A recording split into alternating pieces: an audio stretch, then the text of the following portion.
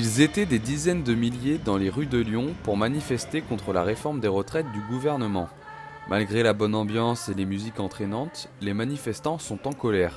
Un sentiment partagé par les politiques présents dans les cortèges. Le problème, c'est que là, ils sont en train de nous casser notre système de retraite par répartition.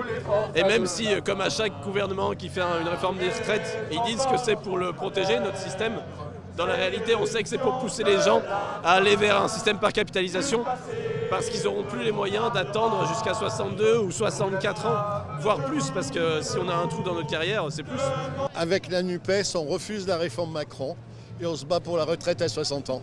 Pompiers, métallurgie, cheminots, les différents corps de métier insistent sur l'importance de ce rassemblement. Ils avancent avec un seul objectif en tête, faire reculer le gouvernement. On est là aujourd'hui pour manifester contre cette réforme inégale et en plus les pompiers d'autant plus concernés qu'on a une espérance de vie inférieure de 10 ans à la moyenne nationale. Donc effectivement ça nous touche plus particulièrement, oui. Surtout les jeunes qui vont rentrer d'autant plus. Mais le métier qui s'est le plus mobilisé reste les enseignants, avec 38,5% des professeurs qui ont cessé le travail, selon le ministère de l'Éducation nationale. Elle n'est pas du tout égalitaire comme le gouvernement veut la présenter.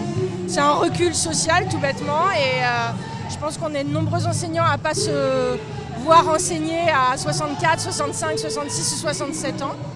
Et on n'a pas des salaires qui permettent malheureusement de partir avec une décote pour avoir une pension décente. Au-delà de cette réforme des retraites, d'autres descendent dans les rues lyonnaises pour dénoncer les dérives globales de la politique actuelle. Inflation, environnement, actualité internationale, c'est l'occasion d'aborder tous les sujets. Il faut un anti-impérialisme, il faut quelque chose qui puisse nous permettre de combattre sur les questions sociales et écologiques partout dans le monde, contre le capitalisme, contre le néolibéralisme et contre l'impérialisme français, américain, chinois et j'en passe. Je ne crois plus à la démocratie en France telle qu'elle est pratiquée. Donc voilà, moi je suis pas excessivement contre les retraites, mais je suis contre le pouvoir actuel qui met l'argent aux plus riches et qui abandonne les plus pauvres. Notre société est malade, que ce soit pour l'écologie, pour les retraites, pour tout.